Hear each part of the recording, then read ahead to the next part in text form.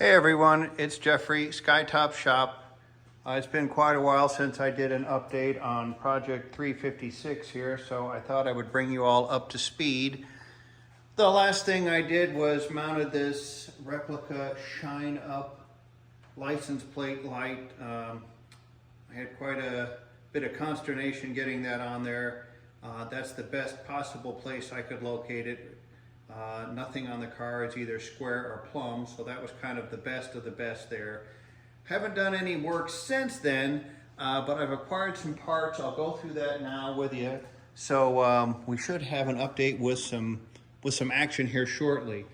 What I get in? I got the most beautiful box of liquid moly 2050 oil I've ever seen. I may have to frame that.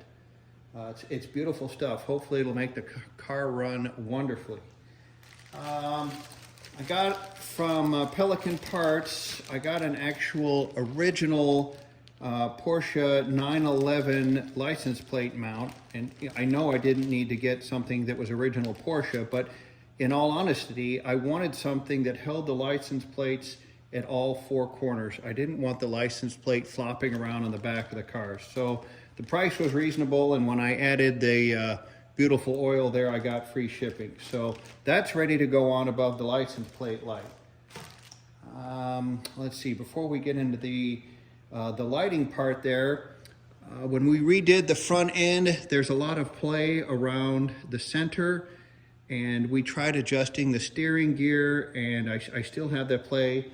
So I ordered an Amazon special here. This is a supposedly brand new steering box I got for $85. So we're gonna see how that works. Hopefully that takes care of all of the play we have around the middle. And then, as you recall, I was having some wiring issues. So because this is a fiberglass replica car, on top of the normal wiring issues, we have ground issues. So I bought 3 of these. I'm going to install one at the front of the car, one at the rear of the car, and one under the dash of the car.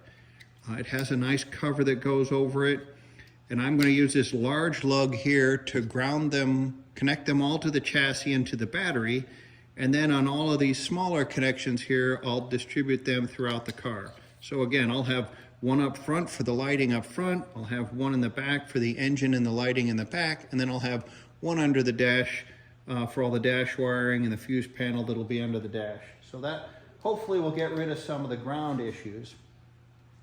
Then I was wanting to label the wires, and my son Jared recommended just using a regular labeler and printing out some very small labels to put alongside the wire, and then covering them with clear heat shrink to prevent damage from contaminants or chemical cleaners. So I followed his suggestion and I got some clear heat shrink, and when I start doing that new wiring, it will be labeled, so at least I'll know in the future what all that wire was for.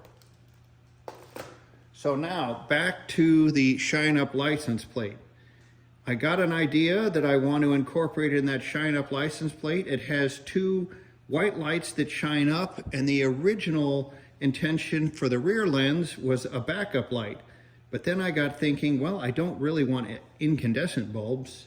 I want LED bulbs. And if I'm going to do LED bulbs, wouldn't it be cool if I incorporated a red third brake light, since these lights are so small and the car itself is so small? And then I thought, well, if I'm going to incorporate a third brake light, I should probably have the strobe feature that all new cars have. So to make all that happen, I bought some 1156 single contact bulb sockets, and I bought some 1156 style red and white high intensity LED bulbs. These will go in place of just a traditional 1156 bulb. And then I bought this flasher mechanism. And the reason I went with this gizmo instead of having an LED flasher incorporated in the bulb is this will strobe the bulb very quickly 4 times, and then it flashes 4 times, and then it goes solid. None of the bulbs that I saw that had flashers incorporated had that feature. So I'm kind of excited to get all that together. So in a next episode or two, we should have the steering box in. Hopefully that'll take care of the steering problem. And I will have added all this LED lighting to the license plate light. I'll be able to demonstrate that, as well as getting the license plate itself mounted. So for now, that's all the update I have. Stay tuned for more shenanigans here on Project 356.